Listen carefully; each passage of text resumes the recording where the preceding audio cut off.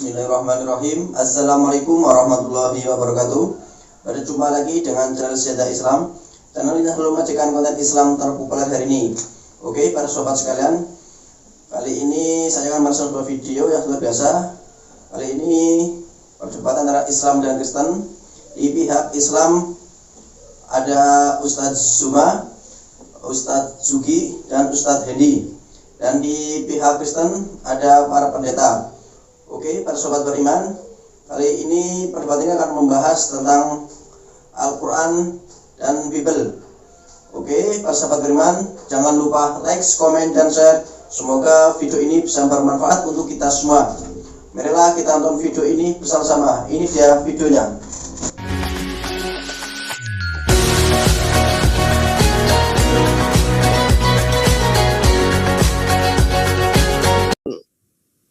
Jadi dari metode penulisan, cara penyampaian Quran, itu nggak bisa sama dengan kitab Anda.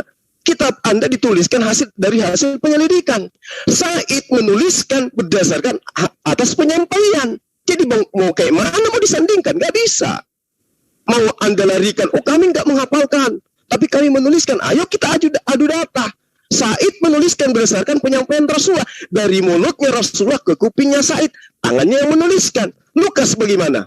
Kapan ketemunya dengan Yesus, si Lukas ini? Ayo, ada berita. Ada perkataan Yesus tentang Lukas. Ada sabdanya Yesus tentang Lukas. Enggak. Tidak ada.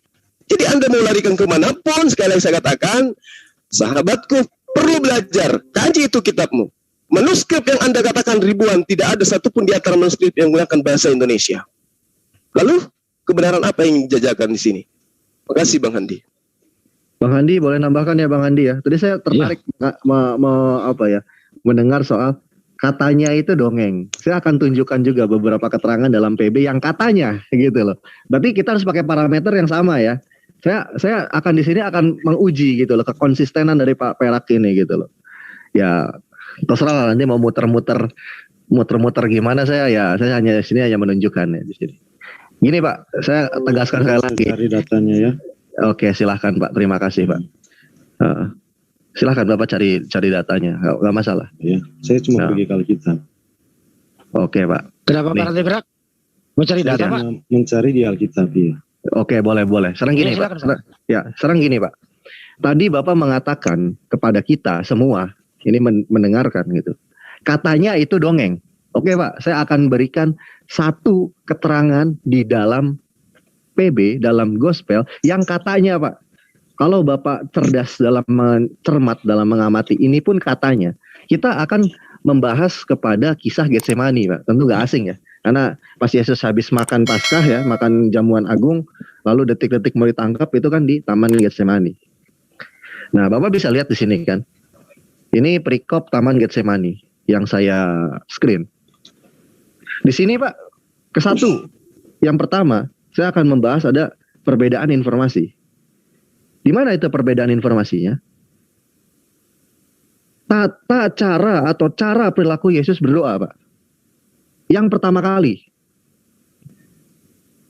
Masa sih pertama kali? Mari kita cek.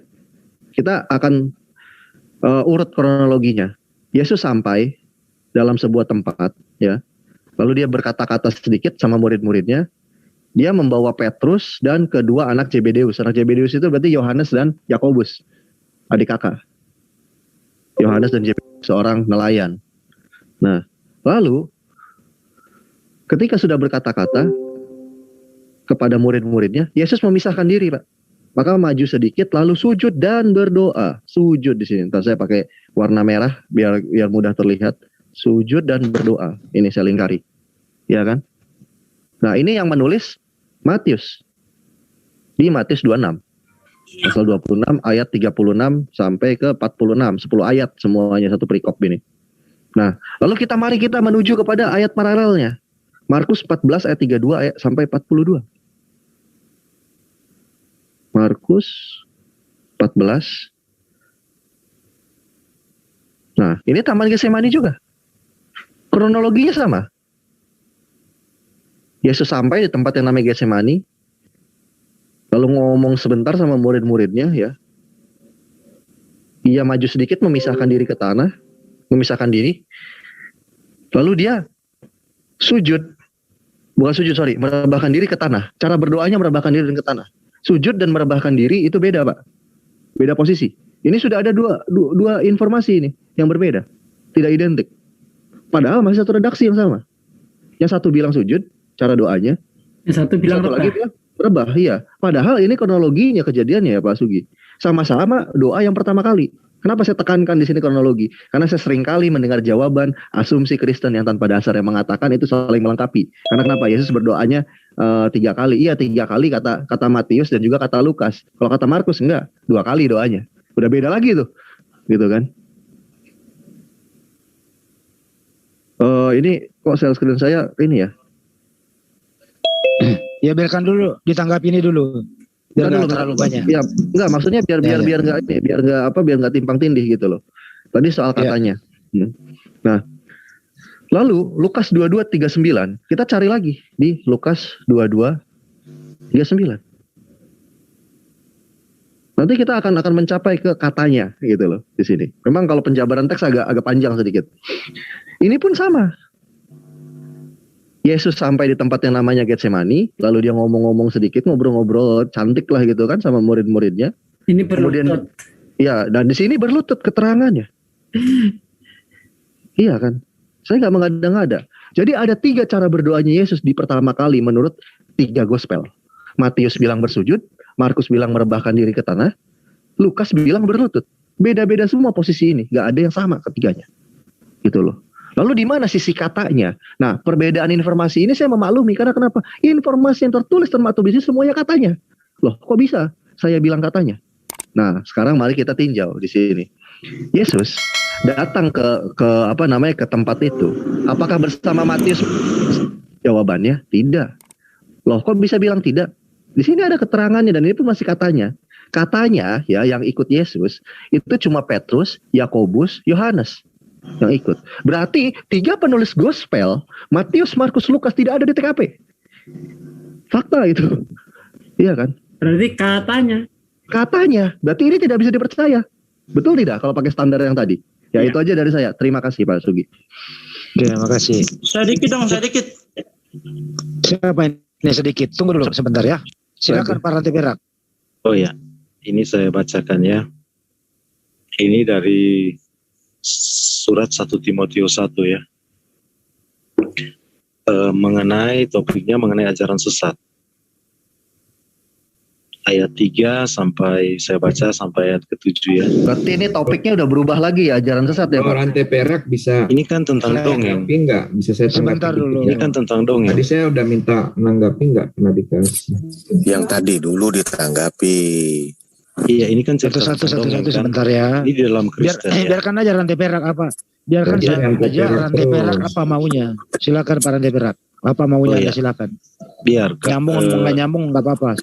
Ya, saya sampaikan dulu ya, bagaimana di Kristen kita memandang ya. Dengarkan ini ya, surat Rasul Paulus ini. Kita berimankan kepada surat-surat ini. Kalau mau dikatakan Rasul Paulus misalnya, gimana kalau kalian tidak percaya? Sama halnya juga kan, kita tidak percaya Muhammad juga kan sebagai Nabi Tuhan. Jadi saya menggunakan kacamata Alkitab ya. Untuk mengatakan apa yang saya katakan tadi, bagaimana pandangan Kristen. Jadi saya baca yang 1 Timotius 1 ayat 3 sampai 7-nya saja ya. Ketika aku hendak, ini judul perikopnya, mengenai ajaran sesat. Ayat 3. Ketika aku hendak meneruskan perjalananku ke wilayah Makedonia, aku telah mendesak engkau, supaya engkau tinggal di Efesus dan menasihati orang-orang tertentu, agar mereka jangan mengajarkan ajaran lain, ataupun sibuk dengan dongeng, dan silsilah yang tidak putus-putusnya yang hanya menghasilkan persoalan belaka, dan bukan tertib hidup keselamatan yang diberikan Allah dalam iman.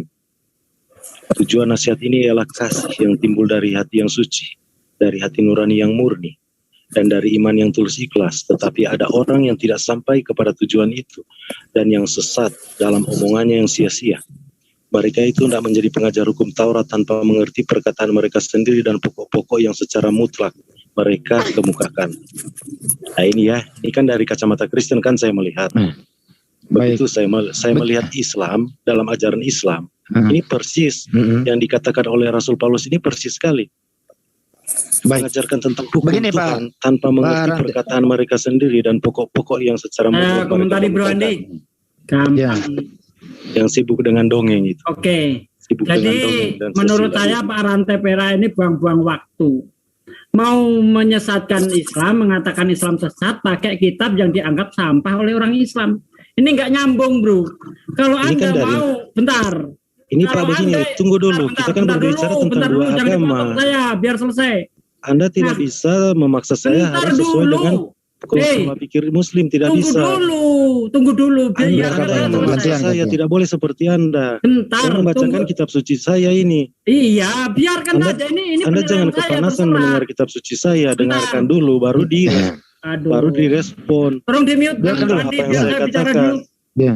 Pak Rantai Pera, gantian Pak. Karena tadi Gini Anda loh. udah. Ya Beda silakan. dengan Muslim, ketika mengatakan Kristen sesat pakai kitabnya orang Kristen. Karena orang Kristen percaya dengan kitabnya.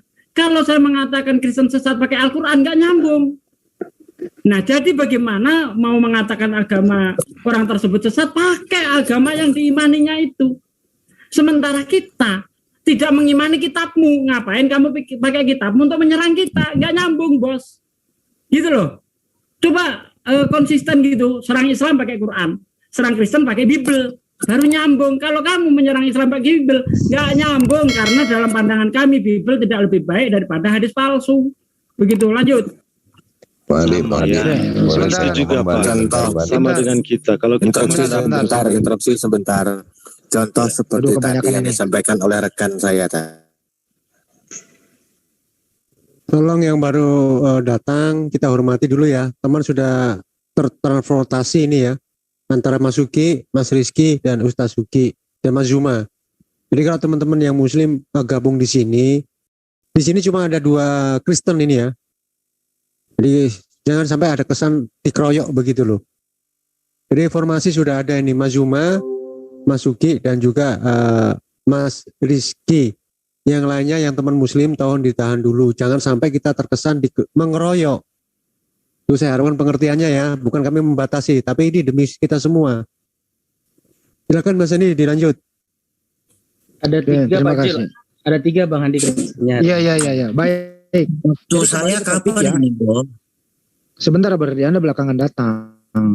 Ya, habis ini nanti. Ya. Kalau Anda langsung menohok di sini, Iya, Anda nggak betul. ngerti Kita topiknya seperti tertibkan apa. dulu. Mas, teman-teman juga ya, baik yang Muslim dan juga yang Kristen, tolong ditahan dulu. Nah, hormati dulu moderator biar yang ngatur. Untuk sementara moderatornya ini saya serahkan Mas Andi. Jadi yang dipanggil Mas Andi itu saja yang berhak bicara, yang lainnya tolong silent. Karena ini ruangnya kan terlalu banyak orang, jangan sampai uyel-uyelan. Makanya itu ada moderator, hormati moderatornya, biar diskusi di sini enak gitu loh.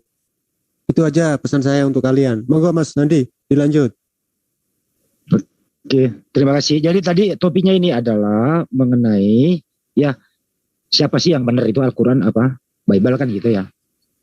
Tadi Bro Reski sudah memberikan ya Markus, Matius dan Lukas. Di Markus itu sujud, di Matius itu rebah, di Lukas itu berlutut. Nah mohon Pak Rantai Perak menjelaskan kok bisa berbeda. Sedangkan ya penulis ini tidak ada waktu kejadian. Yang ada Petrus, Yakobus dan Yohanes. Dari mana mereka mendapat info sehingga ya tulisan-tulisan mereka saling berbeda. Silakan Pak Rantai Perak, monggo. Oh ya, saya ya. Sebenarnya kalau kita melihatkan itu kan itu sebenarnya dibuat berbeda-beda ya. Padahal kan sebenarnya sama kalau kita melihat. Hanya bahasa kita mungkin ya. Ada yang berlutut, ada yang sujud.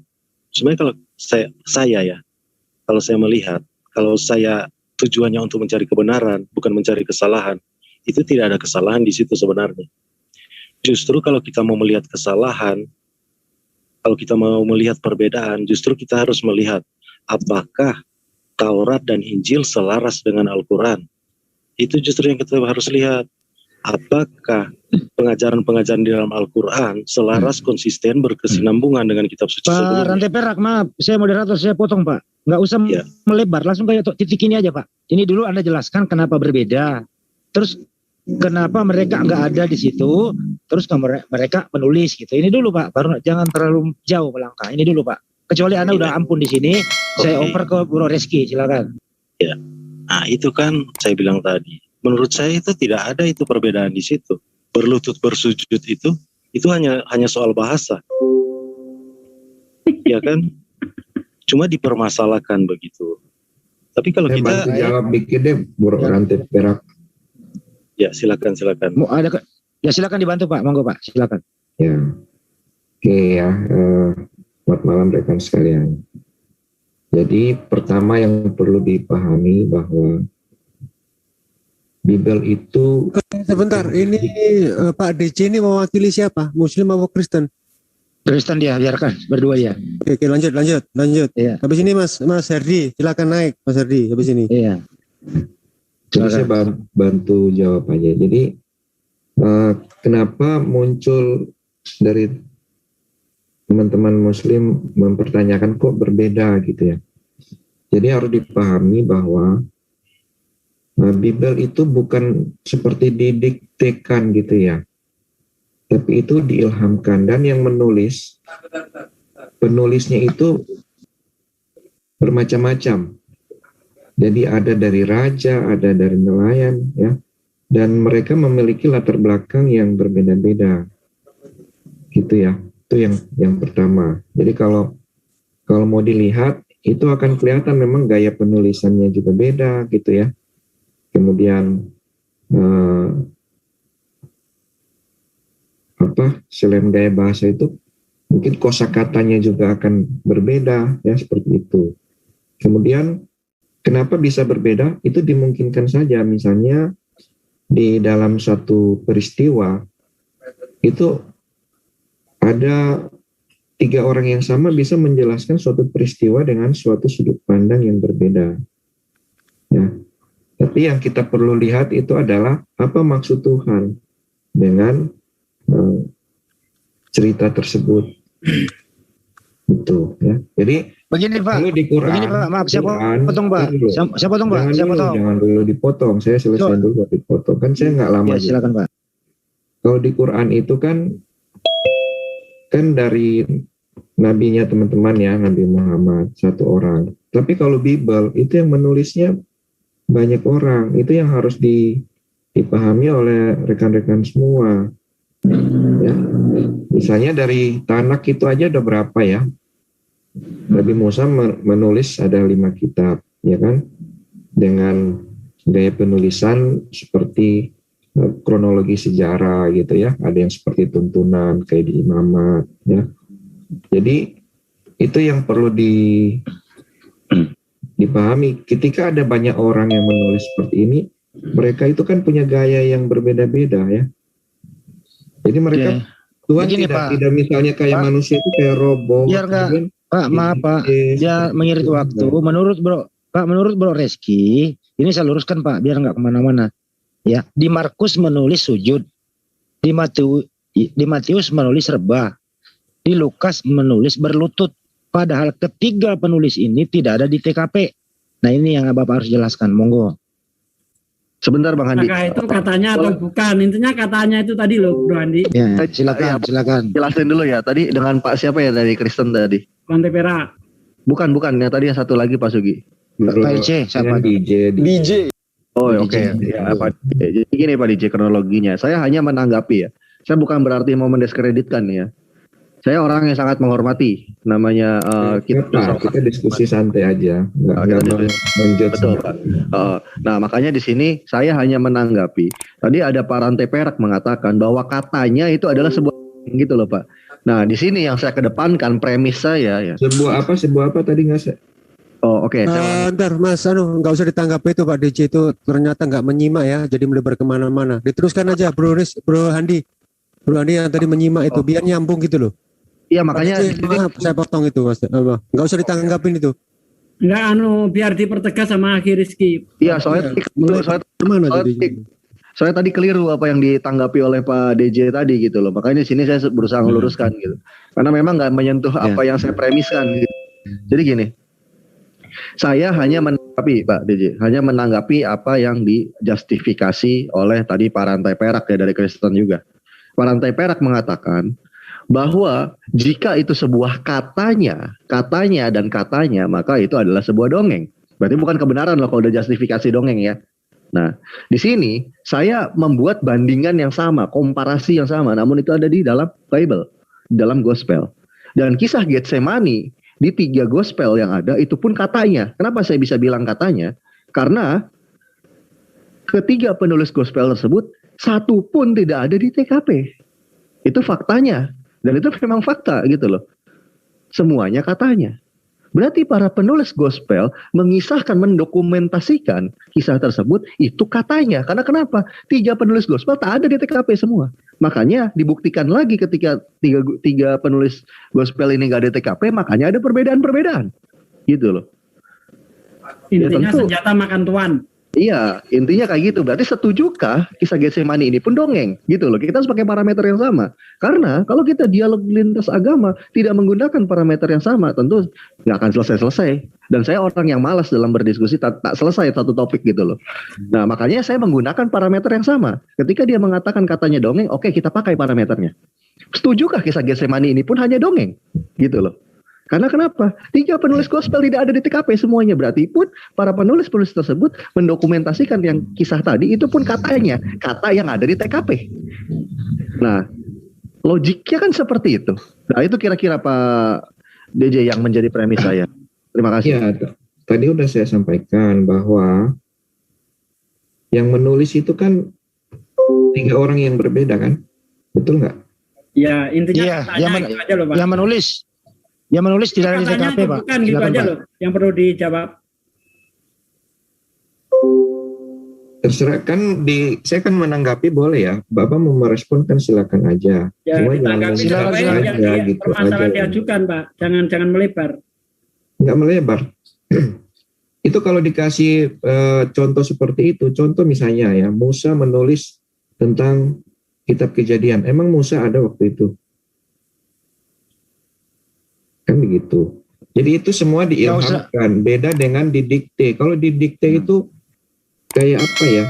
Kayak kitab itu sudah tertulis seperti kitab 10 Hukum Taurat yang diturunkan. Nah, seperti itu. Intinya Anda setuju kalau itu katanya ya? Itu kalimat katanya itulah kata Yesus, bukan katanya. Bukan masalah itu, Pak. Anda nggak paham di sini. Anda nggak paham. Kawan Anda mengatakan kalau dongeng, kalau sebuah cerita hanya berdasarkan katanya itu dongeng. Nah, ternyata apa yang ditunjukkan oleh rekan saya yang tertulis di dalam Markus, Matius, dan Lukas itu juga katanya. Berarti itu di kategorinya dongeng, begitu loh. Itu saja yang dipermasalahkan. Itu katanya yang tadi dengan yang dimaksudkan mungkin Rantai Perak itu berbeda. Ya, karena itu makanya dibaca. Jadi muter sekarang. Kemudian yang tadi sudah saya jelaskan ya. Dalam satu peristiwa itu karena 3 orang yang berbeda itu bisa menyampaikan cerita dengan sudut pandang yang berbeda. Karena dia punya latar belakang pendidikan yang berbeda. Dia punya pola pendekatan yang berbeda gitu ya. Profesinya juga berbeda. Bapak cerita ya, Bapak ngasih tunjuk suatu benda, kemudian disuruh cerita ke 3 orang. Mereka akan menulis cerita yang tidak akan persis sama. Oh, nggak mungkin, Pak. Kecuali orang. Contoh. 3 orang itu orang bodoh, Pak. Nggak bisa, Pak. Kalau 3 orang saya kasih motor, Pak, semua mengatakan motor. Nggak mungkin nggak ada satu mengatakan kalau ada. Ini kita mengenai narasi ya. Bisa begitu. Bilang benda, bukan bilang mengatakan itu benda. Bisa, Pak. Narasi. Ya. Makanya di dalam suatu peristiwa kita di dalam kehidupan sehari-hari kita bisa membuktikan itu kok secara simpel. Makanya di dalam suatu penyelidikan itu dibutuhkan kesaksian, nggak cukup 1 orang kan begitu. Karena ceritanya berbeda sudut pandang, berbeda yang dia mungkin ada yang Sepertinya melihatnya Bapak ini ketika nggak nyimak dari kejadiannya awal sepertinya. Nggak ngerti kejadiannya apa yang dipermasalahkan nih. dari atas, makanya ada itu. yang dari Ya, dekat. ya udah diganti yang lain aja. Sepertinya Bapak nggak nyimak dari awal. Nyambung, jadi Saya bantu deh, saya bantu. tema yang sudah tanggapi sedikit. mengalir itu akan membias karena nggak menyimak dari awal gitu loh. Tema kan Kemudian sudah saya juga mengalir mau dari tadi. menanggapi tentang ini Ya untuk tadi bahwa tolong ya untuk bahwa, ditahan dulu berbicaranya. bahwa Quran itu Beri sama kesempatan semua itu teman saya yang mau lain yang menanggapi sudah juga, ya. menyimak dari tadi. Oke, Karena beri kami kesempatan lihat di teman yang sini lain. Pak DC nggak menyimak begitu. Jadi formasinya emang apa tuh kemana-mana begitu. Nggak enak kalau kita deketin kita dengar. Kita sudah mengerucutkan sebuah tema, ternyata Pak DJ nggak menyimak, akhirnya apa temanya jadi buyar kemana-mana. Ini saya kira Mas Herdi nih yang tadi menyimak. Silakan Mas Herdi. Katanya ayo dirembuk. Bu Herdi. Oke, saya hampir Sudah menyimak lupa ya mau tadi? ngomong Ya, silakan. karena kesempatannya lama sekali kayak. Ya, sabar. Dari tadi saya nyimak banyak apa yang dibahas soal Quran dihafal sampai kepada Getsemani yang dibawakan oleh Reski. Nah saya ini bingung ini maunya kawan-kawan saya mau menanggapi mana dari awal atau udah di akhir? Yang Karena udah semua kata saya Edi bisa tadi loh. Biar Di akhir merujuk aja. temanya. Kenapa takut menanggapi tentang Quran? Tuh. Emang ngerti Quran? Baik. Bisa Herdi Quran. ngerti Quan. Ini Herdi. Ya, tampilkan ayat, suruh baca. Kalau ngerti. Bentar. Saya mau satu sama Herdi. Silakan. Herdi berarti sudah 10 bulan belum kumpulin PR sama saya. Markus 16 ayat 8 itu yang paragraf kedua diterjemahkan dari mana, Herdi? Oke, kasih saya waktu dengan si Reski bicara boleh? Tapi kamu PR kumpulin dulu. Kalau kamu nggak kumpulin PR, kamu nggak kasih jawaban itu, Begini silakan ya. ikuti topik seperti itu. Makasih Bang Andi. Begini aja. Kalau Bro Herdi nggak mau mengikuti yang terakhir katanya yang nggak mau dibahas, mau membahas tentang Al-Quran, nanti habis ini Anda berdua sama Bro Reski, setuju? Bukan, begini saya mau urai bro, ya? kasih ya silakan. Kalau memang nggak boleh ya silakan. Kalau memang Anda ngerti Al-Quran, silakan baca dulu ini baru tanggapi. Mau?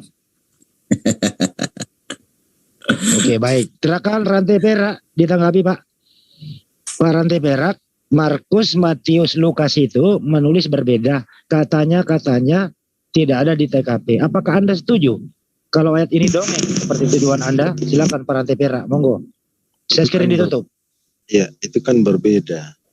Mereka itu kan hidup di zaman Yesus, bersama-sama dengan Yesus. Itu kan berbeda dengan katanya yang sudah 1000 tahun kemudian dari orang yang dari waktu kejadian. Itu yang saya bilang dongeng. Tapi murid-murid Yesus itu, bahkan penulis kitab itu awal itu hidup sejaman dengan Yesus. Dongeng itu kan yang tidak hidup dengan sejaman. Orang yang menceritakan sesuatu yang kejadiannya itu sudah berabad-abad. Itu yang saya bilang dongeng.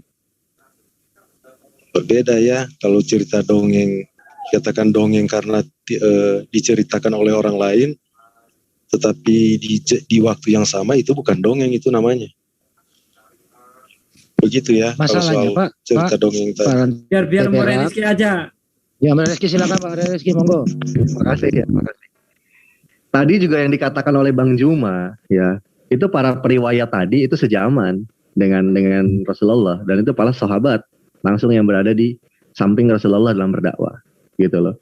Kalau Bang Juma masih on dan masih mendengarkan, Bang Juma nanti bisa menjelaskan ulang lagi mungkin. Makanya saya tadi mengamati ini sepertinya Pak Rantai Perak ini kurang fokus dalam menyimak sesuatu gitu. Entah atau memang daya tangkapnya yang rendah ya, atau sudah ngantuk atau apa, saya nggak paham ya. Tapi ya intinya saya perhatikan dari awal itu memang kurang cerdas dalam menangkap informasi gitu yang disampaikan seperti itu. Nah lalu oke, saya tanggapi ya katanya. Soal katanya, kata orang yang berarti ada di TKP ya. Ini saya kembali lagi ke ayat. Saya tidak pernah namanya membicarakan tanpa teks ayat. Semua informasi ada di ayat. Nah menariknya dalam kisah Getsemani ini, orang yang berkatanya gitu kan, menuliskan informasi ini katanya orang tidur ternyata. Loh kok bisa saya bilang katanya orang tidur? Ini pun terdokumentasikan oleh gospel itu sendiri. Saya tidak mengada-ngada di sini. Oh sorry, Matius 26, saya salah. Oh ya, ketiduran karena sukacita. Iya. Sukacita. Karena 39 Mar. 2639 ya? Iya betul ini maksudnya. Nah, di sini ya, bahkan Yesus itu 2 kali membangunkan murid-muridnya dan salah satunya Petrus. Setelah itu kembalilah dia kepada itu mendapati mereka sedang tidur. Berarti katanya para penulis gospel ini mendapat informasi katanya orang tidur. Orang gila mana gitu loh yang menerima informasi katanya orang tidur. Gitu loh. Kalau misalkan ada sebuah kejadian, saya saksi, saya tahu pandangan orang-orang Kristen mengatakan sebuah firman itu berdasarkan kesaksian. Iya, kesaksian orang tidur. Gitu loh.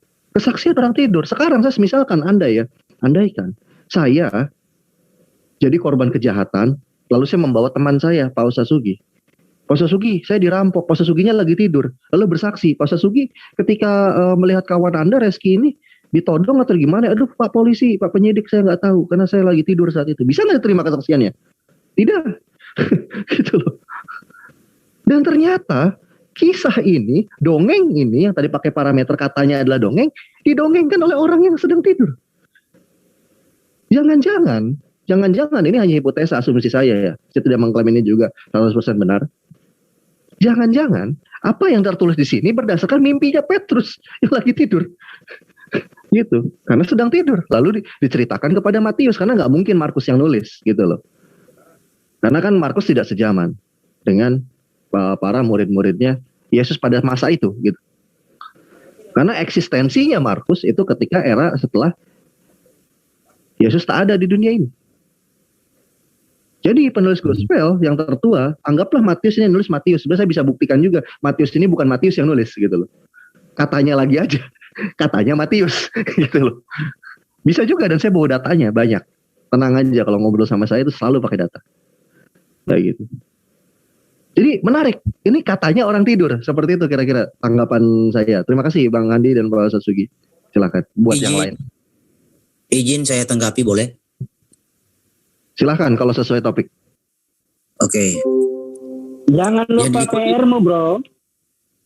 Silakan Bro Herdi. Tadi dulu Bang, saya interupsi. Saya ingin berkomunikasi sama Herdi kalau ya kumpulin PR-nya 10 bulan. Ada 3 PR semuanya. Iya, habis ini nanti kita menagih. Bro Herdi udah tahu topiknya kan Pak, Bro? Ya, jangan melebar ya. Kalau melebar. Tadi yang dibahas oleh Reski, yang dipertanyakan itu Matius berapa? Wah, saya udah malas, berarti dia nggak menyimak. Di skip aja Bang Handi. Terima kasih. Gue cabut dulu omongan premannya ke gua, ke kita.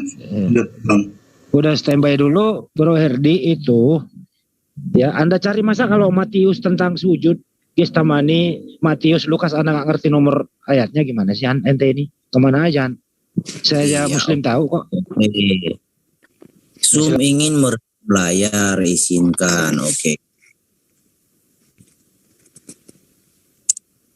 Gimana mau nambah apa enggak? Saya oper ke Iya, saya mau screen ini bro. Saya mau screen Matius 26 yang dipermasalahkan oleh Reski yang mana? Yang ayat 39 berdoa katanya ini atau yang mana? Nah berarti dia nggak menyimak. Anda nyimak enggak tadi tuh? Makanya udahlah. Saya capek dari tadi harus berkali-kali aja capek yang mendengar berulang-ulang, kasihan. Saya kepada rantai perak aja ya, Pak Rantai Perak itu ada menjelaskan topik yang sama gitu loh. Sekarang masa saya takut nggak apa-apa. Jadi sedikit katanya di situ bukan berarti kata orang begini, dia berkata, katanya berbicara. Oke, lanjut. Rantai Perak silakan Pak. Oh iya, sudah dijelaskan oleh Bapak tadi. Ini kan maka ia maju sedikit lalu sujud berdoa. Katanya, sini Yesus kan. Ini kayaknya Pak Rantai Perak juga nggak paham lagi. Sama-sama nggak paham ini. Pusing Ini bukan membahas masalah katanya dalam ayat itu. Aduh, gimana sih ini orang? Parameternya dia sendiri yang kasih. Makanya saya tadi katakan kan Pak Ustaz Sugi dan Pak Andi. Ini kayaknya. Coba saya bantu tanggapin sedikit bisa gak? Dongeng. Lain tolong, kalau nggak berkepentingan tolong. Ini lain ya. Saya kasih ke moderator lah. Saya lelah dari tadi harus menjelaskan berulang-ulang satu topik yang padahal dia sendiri yang bawa gitu. Gitu loh Bang Andi. Bro, mencela. Tadi bahas kasusnya. Sebentar dulu. Berarti Anda udah diam dulu berarti. Saya kembalikan ke topik nih ya. Di Matius itu sujud. Di Markus sujud, di Matius rebah, di Lukas berlutut. Ketiga penulis ini tidak ada di TKP.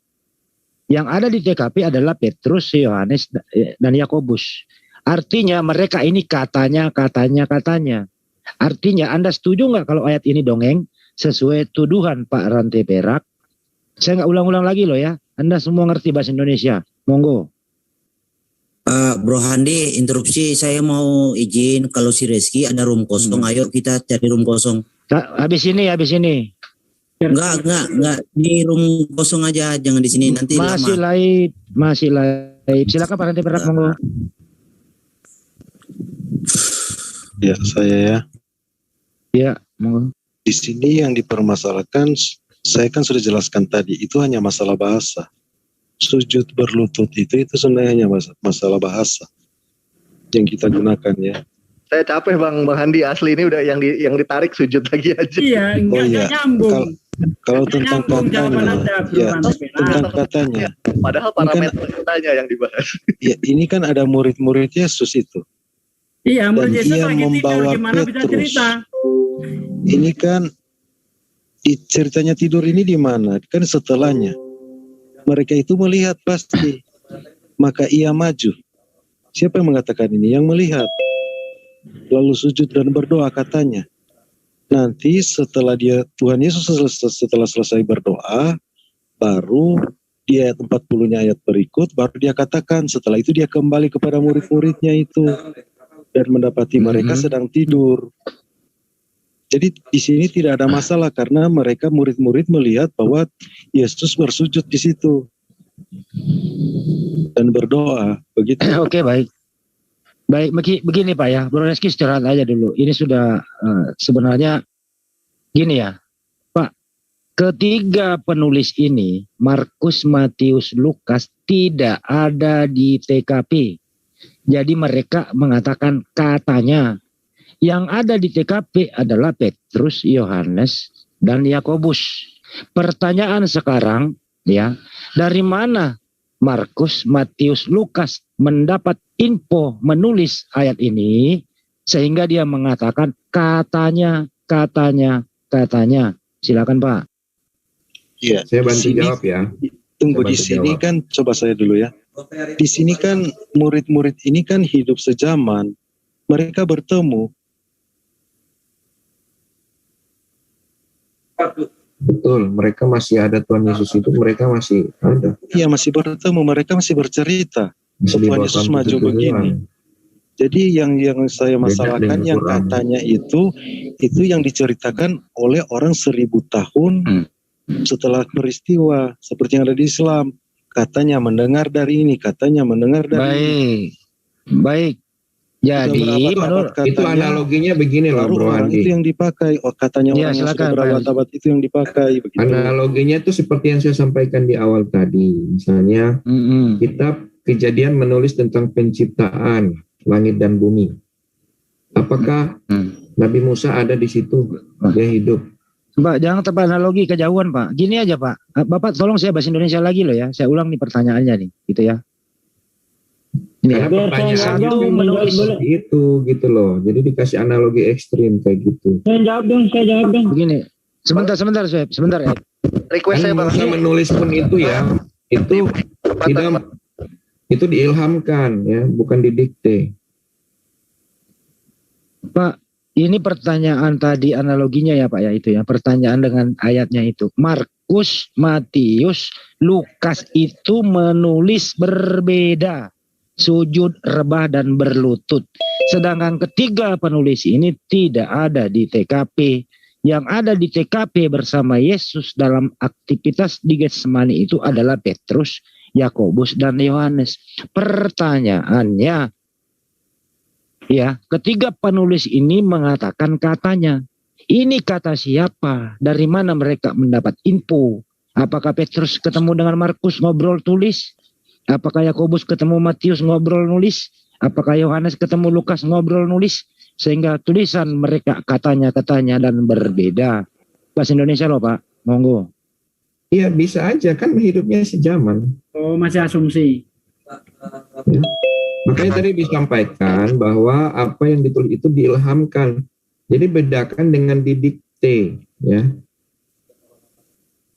Karena mereka punya latar belakang yang berbeda-beda. Ya Lukas dokter ya, dan seterusnya. Bukan dokter istilah dokter zaman sekarang ada sekolah ya, jangan. Jadi menurut Lukas sujud itu sama dengan rebah gitu Pak ya? Parah. Hah? Atau menurut Markus berlutut itu sama dengan rebah gitu? Jadi gimana itu? Tiga cerita yang berbeda.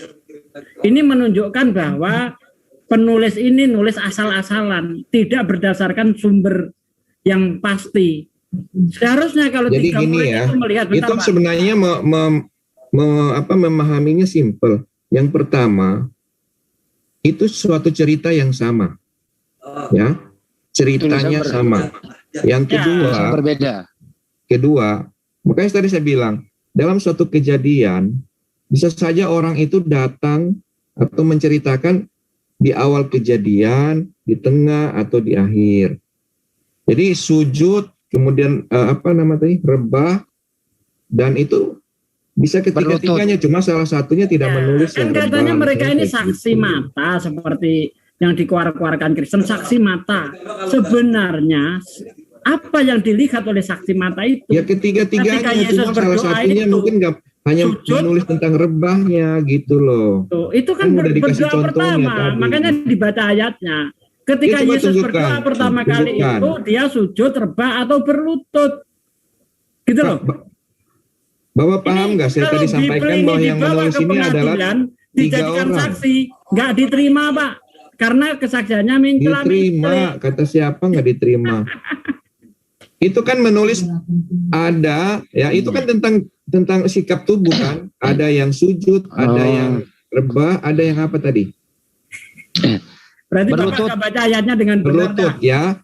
Jadi kalau salah misalnya contoh aja ekstrimnya begini, Matius melihat berlutut, kemudian yang siapa? Markus melihat sujud, satu melihat rebah.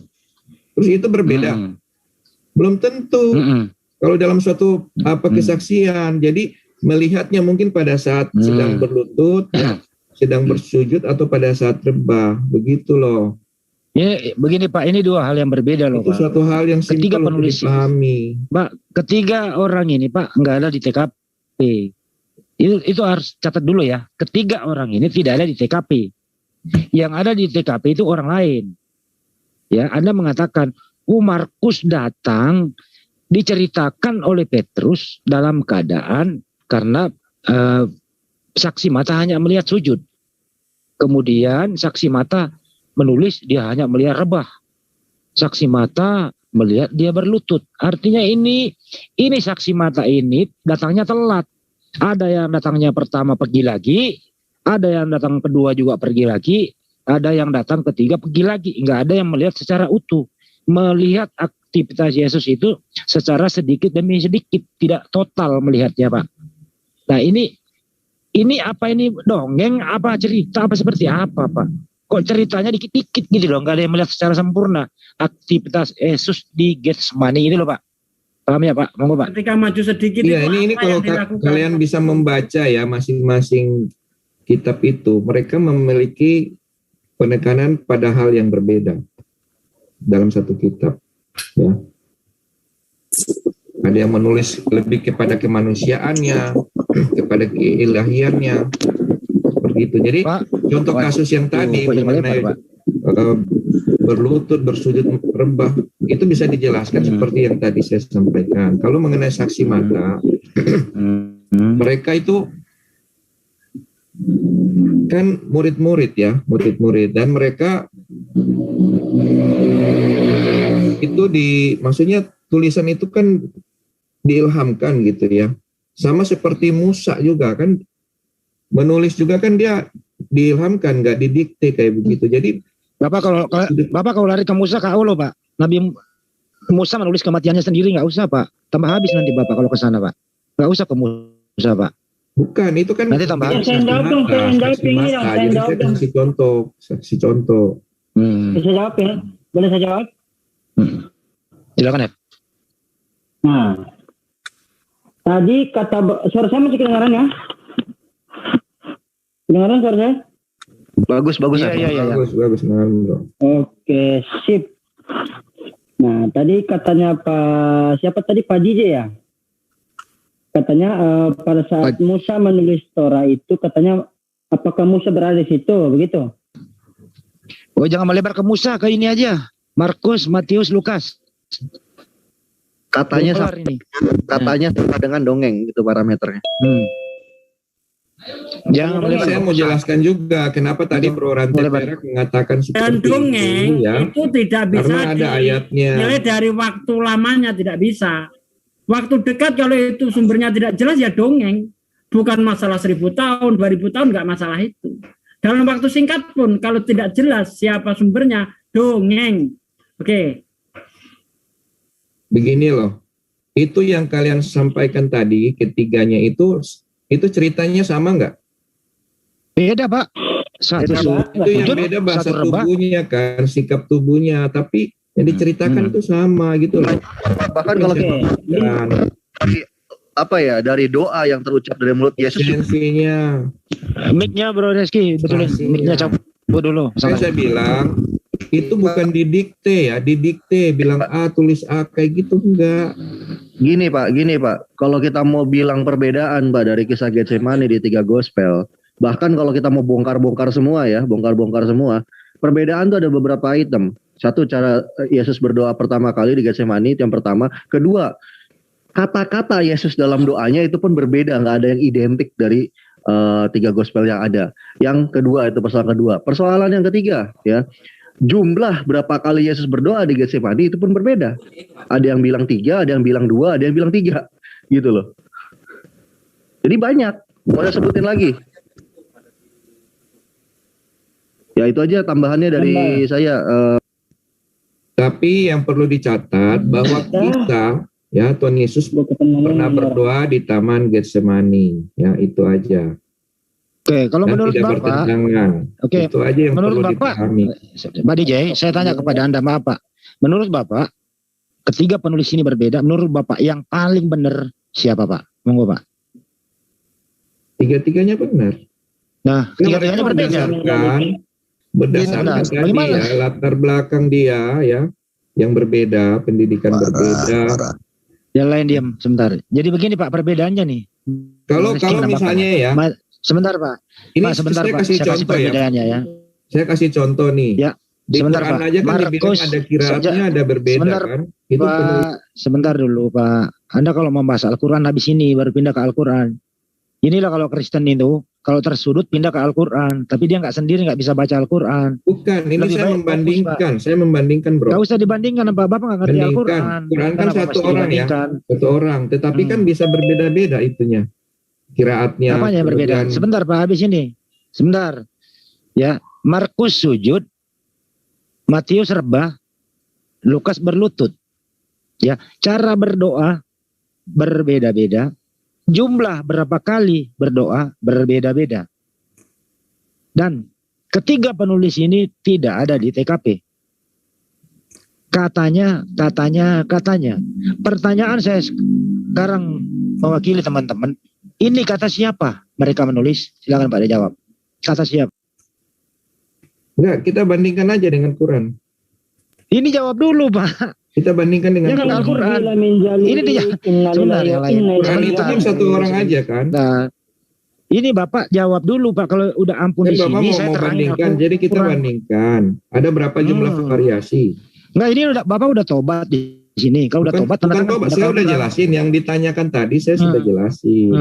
Bahwa yang Jelas menulis saja Bapak. Yang ceritanya itu adalah bahwa Tuhan Yesus berdiri di Taman Getsemani.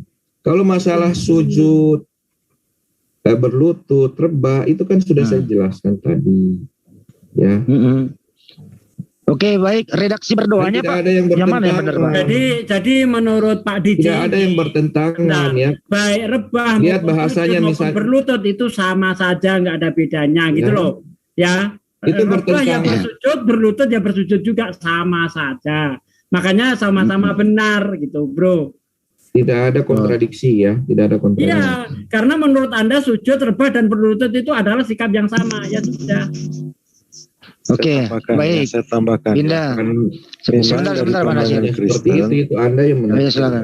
Bukan Pak. dari pandangan Kristen, sujud dan berlutut itu sama. Oke, sama. Tidak ada masalah itu. Bisa Kalau juga rebah dibilang sama juga, rebah Pak. itu. Bisa juga dibilang Oke, rebah. baik. Rebah itu Oke, baik. Orang sujud itu berlutut juga bisa itu dibilang rebah. rebah juga, ya udah. Makanya saya bilang tadi itu hanya Baik, masalah bahasa. sama. Itu tidak ada Oke, baik Pak. kontradiksi di Diterima situ. Pak. Diterima. Ya. Diterima Ya, Pak, kan lanjut. nggak mau maksa Bapak.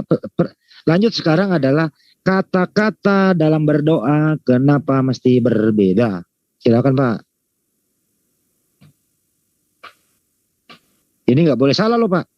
Ini Yesus lu bohongin nih. Pasti ada yang nggak benar. Nggak mungkin Yesus berdoa 3 kali, berapa kali gitu. Coba Ya, Pak. coba ditunjukin. Sedikit Bang Andi, Kata-katanya. tanggapan sedikit ya dari saya ya. Sebentar aja, Iya, sebentar aja, silakan. nggak lama. Pak, Nggak apa-apa, ini lama aja. ini posisi berlutut satu ya. Makanya tulisannya nih 3 alasan seorang Katolik berlutut ketika masuk gereja. Salah satunya mengutip pada Getsemani tadi, doktrinnya itu. Nanti kalau mau nggak percaya saya tunjukin ya tafsir Matthew Henry-nya, nanti tenang aja. Nah, satu ini. Dan kemarin kita bandingkan dengan bersujud. Sama ya Pak ya, sama alhamdulillah. Terima kasih Bang Andi, itu aja. Coba diulang lagi Bro Rizky. Berlutut seperti apa? Rebah seperti apa? Sujud seperti apa? Boleh. Diulang. Biar jelas. Ya. Kita di sini satu ini sujud ya. Tanyakan Bang, alasan kenapa itu bisa sama. Iya. Sebentar yang lain diam dulu ya. Ya. Silakan. Ya, ini sujud ya. Ini satu sujud, Bang Andi. Ini berlutut. Tadi yang premisnya, bukan premis ya, tadi yang dikatakan oleh siapa Pak Lantai Perak, dalam pandangan Kristen sujud sama berlutut sama. Nah, buktinya orang Katolik, Sama. Katolik Kristen bukan? Katolik Kristen bukan? Saya Kristen. tanya. Kristen. Nah, berlututnya kayak gini. Bukan kayak gini loh. Bukan kayak gini. Iya kan? Jadi ini sama Iya, ya. betul. Belum Ya, lagi. kalau sama, ya Belum kalau lagi sama nggak rebah. apa-apa. Iya. Nah, Ada gambar rebah nggak? Ada gambar rebah nggak? Ada. Rebah. Iya. Nih. Gak apa-apa, kita bisa cek informasi kok. Tenang, zaman itu udah canggih. Oh, kok jadi ini ya? Merebahkan diri. Ya apa-apa. Merebahkan badan. Nah, ini geluntungan kayak gini nih, kayak orang tidur, ini rebah. Nih. Oke. Rebah itu identik dengan tidur rebahan gitu ya. Iya, Baik. oke. Ya, sama ya Bang Andi, sama alhamdulillah. Terima kasih, itu aja Bang Andi. Kalau kita menyuruh orang Kristen untuk rebah, maka dia sujud. Nah, begitu. Jadi kalau ada orang sebentar deh. Kalau ada orang Kristen tidur, "Woi, lu jangan rebah." Kalau ada orang Kristen tidur, "lu jangan sujud." Diomelin gua, Pak. Pasti gua diomelin. Wih, orang gua lagi rebah kok lu bilangin tidur? Gua lagi rebah. Bang Andi. Gimana sih? Bang Andi. Iya. Aku mau sujud dulu ya. Ini badan saya udah sakit nih. Berarti lu mau rebah dong kalau gitu. Tidur itu. Udah. Baik. Begitu Pak. Jadi kalau bisa di sini kita berbicara bahasa Indonesia yang benar. Kita cerdaskan kepada saudara-saudara Kristen juga di luar sana, banyak yang menonton di sini. Ya, di channel saya banyak teman-teman Kristen. Bagaimana sih? Katanya sesama Kristen kok sujud rebah sama gitu loh. Jadi cerdaskan mereka. Lebih baik di sini kita jujur bahwa sujud rebah dan berlutut itu berbeda sesuai dengan gambar yang tadi itu. Supaya apa? Saudara-saudara Kristen juga yang menonton itu ngerti gitu loh. Jangan sampai mereka ya terdoktrin dengan kata-kata pembicara di sini, terbawa keluar, dia bergaul sama temennya, menemui temennya di pos ronda lagi rebahan. Woi, lu jangan sujud di sini. Nah, yang rebahan ini ngomong, gue lagi rebahan lu bilang sujud. Nah, ini akibat Anda semua nih. Lebih baik sekarang ya mohon kesadaran supaya di sini kejujuran, Pak. Jangan mempertahankan sesuatu. Orang tidur, jangan berlutut jauh gitu. Padahal Muhammad Maluhandi, saya masih lama gak ya saya nih. Bang, nambahin dikit silakan Bang. Silakan. Mau nambahin dikit dah. Itu infonya dari Lukas, Matius sama itu. Infonya dari mana? Padahal itu kan di situ nggak ada itu. Itu dapat perkataan katanya. Iya, kata siapa? Ya kata temennya. Temennya siapa? Temennya Yakobus. Ya kan yang ada di lokasi itu Petrus, Yakobus dan Yohanes. Ya coba, kata coba itu. Saya minta sama yang Kristen, coba tolong dong. Itu infonya dari siapa itu? Udah. Saya yang jawab. Iya, boleh. Ya, silakan Pak Rante Berak. Murid Yesus itu kan berkumpul. Mereka itu bercerita bukan dia. Orang, Pak. Disebutkan 3 orang, Pak. Iya, tapi mereka kan berkumpul semua. Itu ada kelompok 12, ada kelompok 70, ada kelompok 120 murid. Jadi bukan Tadi screen mana boleh gak, Bang Handi? Mereka itu berkumpul, jadi tahu semua itu cerita itu. Tadi ayat berapa, Bang Handi? More Rizky. Tadi ayat berapa? Ini ada. Matius 26:39. Matius 26:39. Ya cuma ada 3 orang. Nah, itu 3 orang doang, Pak, dijelaskan. Dan ia membawa Petrus, Yakobus dan Yohanes tuh. Itu nggak disebutkan 70 sama 700 murid, Pak. Iya, tapi mereka kan berkumpul. Dimana, mereka bukan terpisah, bukan di negara-negara mana, bukan. Mereka berkumpul mendengarkan cerita orang yang lagi tidur gitu loh. Kelompok murid itu kan ada kelompok utama kan. 12 rasul. Di mana, Pak? Itu ayatnya di mana, Pak? Coba, Pak. Baru ada kelompok. Itu ada di Alkitab, tapi kalau saya cari. Iya, di mana coba? Ingat di ayat sini itu di mana? Di Matius 2:14-nya itu. Ketiga orang ini kan pemimpin dia apa mereka itu? Para murid kan Yesus bertiga itu, kan berarti Petrus saksi. Kepalanya itu. Nah, berarti ini bertiga Petrus, saksi buat Petrus dia berdoa dong. berbicara kepada 120 murid, pasti 120 murid tahu. Berarti mereka kata kan siapa berkumpul saat itu. Iya, tapi kan dan ia membawa, ia ini kan Yesus membawa Petrus, Yakobus dan Yohanes. Benar kan? Bagaimana, coba saya kembalikan ya, bagaimana mereka menginjil kalau mereka tidak tahu berita tentang Yesus? Ke-70 murid menginjil. Siapa gitu? Infonya siapa yang memberitahu? Ini dari pemimpin-pemimpin para rasul, dari Petrus siapa? pemimpin. Iya, siapa? Yakobus, Yohanes. Berarti 3 orang doang kan yang dibawakan saat si Yesusnya itu berdoa. Betul nggak? Iya, untuk mendengarkan kata Petrus kan? Itu sudah sangat kuat. Iya, bertiga, berarti dari ketiga ini baru menjelaskan ke yang lain, benar nggak? Kayak gitu konsepnya. Iya, benar. Nah, berarti ketiga ini pasti ada yang salah, menjelaskan ada yang salah gitu. Dan 3 pandangan orang ini berarti ada yang karena salah. Sambil ngantuk, maka kesaksiannya beda-beda gitu loh. Saya kan sudah jelaskan tadi. Udah dijelaskan sujud tadi. Dan berlutut itu hanya masalah bahasa. Masalah bahasa. Sama katanya, Pak. Jadi Pak Rante udah mengatakan gini, sujud, rebahan, berlutut itu sama. Iya, terima aja. Jadi kalau ada orang Kristen rebahan, lu bisa ngomong, lu jangan tidur, lu jangan berlutut gitu. Itu saya pakai bahasa lain juga boleh. Itu ada kalau saya penulis, pakai kata merendahkan diri juga bisa. Iya benar, udah Pak, udah jelas. Ini ngapain kelar ini, ngapain kelar ini saja. Udah disimpulkan. Karena sudah malam, Pak Rante Paira silakan. Esensinya itu sama gitu loh. Intinya sama. Ceritanya sama. Ceritanya sama, tulisannya berbeda. Aduh, saya mau lagi berlutut saya. Bro Rizky, Pak Rante Paira silakan mundur diri karena sudah ngantuk, silakan berlutut. Udah berlutut ini, saya udah berlutut ini. Ya udah mulai. Bukan masalah esensi ya, bukan masalah esensi. Siap. Ayo Bang Andi, dilanjut Bang Andi. Oke, terima kasih. Tadi ada saudara Kristen mau nambahkan tadi siapa ya? Satu, silakan Bang. Yang tentang Quran selamat malam. Ya, kalau boleh saya menambahkan sedikit saja ya. Oh iya Pak Kus, monggo Pak Kus, tenaga baru ini. Ya, di dalam istilah sujud, kemudian rebahan, dan juga berlutut.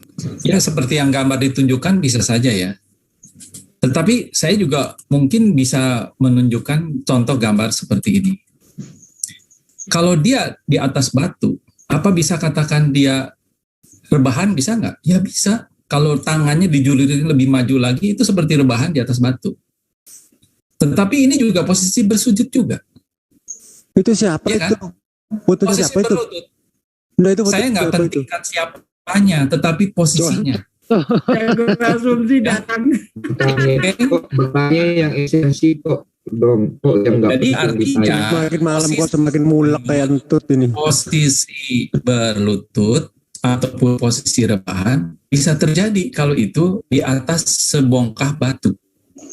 Ya, nggak penting ya, ini gambar siapa nggak penting. Ya, karena saya juga tidak percaya seperti ini. Tetapi posisinya aja. Oke. Nah, terus kemudian saya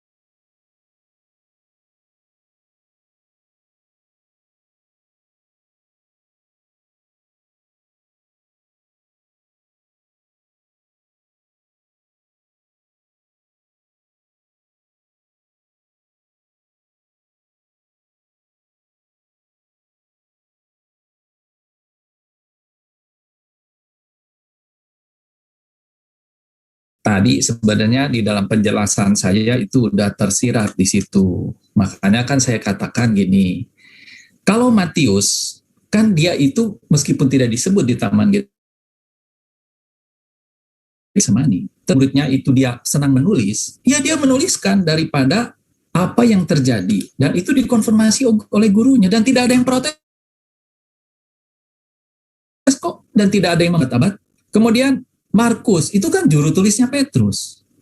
Jadi itu mereka saling konfirmasi. Penulis-penulis itu hanya satu yang tidak dengan Yesus secara langsung. Dia bukan rasul, yaitu Lukas. Tetapi ketiganya itu kan memang mereka bertemu tiap hari, masih satu zaman, masih makan juga bisa satu piring, ya enggak? Juga mereka bisa tidur. Bagaimana Anda mengatakan itu bukan saksi? Nah, artinya adalah Pak Kus, waktu Tuhan satu berdoa kepada Tuhan dua, ketiga penulis ini tidak ada di TKP, betul ya Pak? Tidak ada di TKP bukan berarti tidak tidak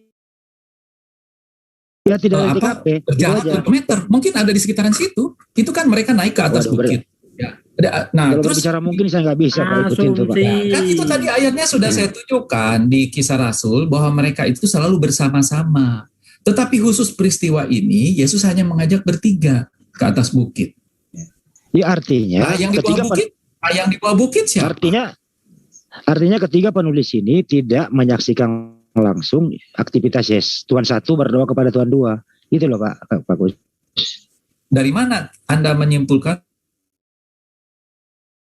bahwa mereka tidak menyaksikan, tidak tahu? Itu nggak bisa disimpulkan. Orang disebutkan begitu, ayatnya mengatakan yang diajak mereka adalah Petrus, Yohanes, beda zaman. Petrus, Yohanes. Ayatnya mengatakan bahwa yang sebentar Pak. Ayatnya mengatakan karena itu merupakan tafsiran. Kenapa? Karena tidak ada ayat yang mengatakan. Ayatnya ada. Orang ayatnya ngomong tidak melihat dari jauh ataupun justru ada yang dari tadi asumsi. Loh, Pak, ini justru Anda yang menafsirkan, saya menafsirkan boleh dong. Tekstualnya seperti itu. Kalau saya nggak menafsir. Ya, tafsiran sendiri-sendiri. Kalau selain itu, itu bisa kalian katakan begitu ya jika mereka penulisnya itu tidak hidup sezaman ya. Begini Pak, ini contoh seperti Quran itu kan ratusan tahun kemudian baru ditulis gitu loh. Sebentar Pak. Jadi gini Pak Handi, kalau Anda menyimpulkan tampilkan dulu ayatnya lain tidak ada di TKP, silakan. Tampilkan dulu ayatnya Matius. Tampilkan Matius 26. Murid-murid yang lain ada di mana? Coba. Tampilkan Matius 26. Sebentar. Matius 26 ayat berapa tadi itu? 39. Ya, 26 ayat 39. Matius 26 ayat 39. Iya, yang ada di situ siapa? Kami dari tadi ini udah berjam-jam, kami Muslim nggak pernah menafsirkan, membaca ayat. Ya, lihat ya. Ya, baca Maka aja. sampailah Yang ada di TKP siapa? Sama murid-muridnya. Ini siapa nih murid-muridnya? Ke suatu Baca tempat aja, yang bernama Getsemani. Ya kalau disebut murid-muridnya ya berarti siapa semuanya. Ya. Lalu ia berkata kepada muridnya, duduk di sini. Dengar dulu, duduklah di sini. Ayat 37-nya sementara aku pergi ke sana untuk berdoa. Ya. Nah pertanyaannya, murid-murid ini melihat Yesus berdoa enggak dari jauh? Baca ayat sebelumnya dulu tuh Pak. Baca ayat di atasnya dulu. 37 Bang Andi, 37-nya baca Bang. 37. Sesudahnya berarti. Iya, 37 dulu.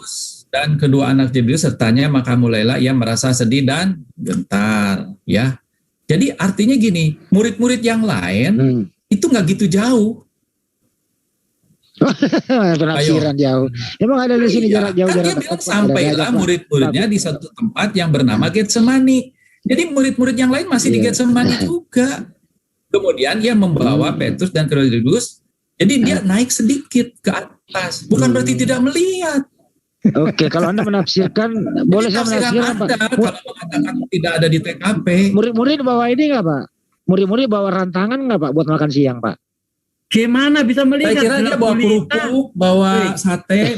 Itu malam gelap gulita. Gimana bisa melihat? Bagus. Murid-murid berarti 12 tuh ya. Ya kan, muridnya 12 kan? 12 orang kan? Tapi nggak apa-apa, santai aja Pak Gus. Oh iya, oke. Bukan 70 ya? Kalau 70 kan boleh dikatakan ring 2 loh. Ada ring 1, ada ring 2. Ring 2 itu. 12 ring 1. Oke, terus cerita Tuhan 1, Tuhan 2 nih saya jadi aja orang lagi. Pampres Pak.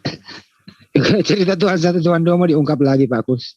Kayaknya bagus Andi nih kalau misalkan kita lihat ini ya, lihat tafsiran yang otoritatif biar kita tafsir saya enak udel gitu loh. Saya sangat menghormati PB saya, walaupun itu saya bikin sama-sama saya juga menganggap ini buku dongeng gitu kan. Tapi di sini kita coba menggunakan tafsiran yang otoritatif ya. Ini Matthew Henry komentari. Semua gereja, kalau nggak semua, sebagian besar gereja sangat menjunjung tinggi tafsiran ini. Nah, tapi di sini tidak mewakili saya loh ya. Ya nggak apa-apa, terserah ya Bapak. Lanjut. Apa menafsirkan kan gitu kan gampang saya bertanyanya gitu loh. Nah ini tentang Matthew Henry menafsirkan bahkan Yesus pergi menyendiri, ia membawa Petrus, Yakobus dan Yohanes. Jadi yang dibawa itu 3 saksi tadi. Ini Matthew Henry ini. Ini seorang scholar Bible ya dan legend di dalam kekristenan. Seorang Matthew Henry ini salah satu penafsir. Jadi kalau di dalam Islam itu ya saya jelaskan kepada saudara Kristen ini setara seperti Ibnu Katsir dan Imam Jalaluddin Asyayuti gitu loh. Otoritas seperti itu. Nah, jadi kalau tadi ada siapa Kusnadi ya, penafsir udel ya siapa dia gitu loh. Itu yang jadi persoalan. Jadi di sini sangat jelas ini di tafsirannya ya. Yang dibawa Petrus, Yakobus, Yohanes gitu. Jadi bukan murid-muridnya. Ya, itu aja sih dari saya tambahannya. Terima kasih. Kalau saya nggak berani namanya menafsirkan saya enak udel gitu loh kitabnya orang Kristen. Berarti saya lebih Kristen kayaknya. Oke, saya komentari ya. Konsep tafsiran seperti yang tadi Mas Reski katakan, itu kan adalah tata cara di dalam penafsiran, di dalam keislaman. Konsep seperti itu ya tidak bisa diterapkan kepada Kristen. Karena Kristen itu menganut bahwa tekslah yang berbicara. Meskipun Matthew Henry, kita hormati apa yang dia katakan, tapi tetap kembalinya ke teks. Berarti semua dikembalikan ke teks. Teksnya sama Saya dengan katakan tafsiran Matthew Henry masalahnya. kembalikan ke teks. Iya, teksnya Ya, saya sama katakan- masalahnya seperti Matthew Henry. Ya, Teksnya teksnya itu sama. sama. Artinya teks yang dibaca oleh Henry dengan saya sama. Tetapi kalau dia masih ada di sini, saya akan bertanya, teksnya mengatakan seperti ini. Kalau Anda tafsirkan seperti, ya udah, silakan itu tafsiran Anda. Tetapi kita sistem tidak seperti Islam, di mana yang dikatakan kalau Ibnu Katsir adalah sesuatu yang diutamakan, ataupun tafsiran Jalilian diutamakan. Terus kemudian tafsiran yang misalnya Ustadz Somad diabaikan, karena dia mungkin kelasnya kelas ring 3 gitu, bisa aja ya. Tetapi di Kristen nggak seperti itu. Berarti Jadi Matthew artinya Henry salah. cara berpikir Anda di Islam nggak bisa dipaksakan kepada Kristen. Saya tidak Ya, mengatakan salah, tetapi saya katakan itu sebagai referensi, tapi bukan kebenaran yang mutlak. Iya, berarti kalau bukan Oke, kebenaran lanjut. berarti salah ya. Oke, makasih secara nggak langsung sudah mengatakan itu. Ya itu aja Bang Andi, makasih Bang Andi.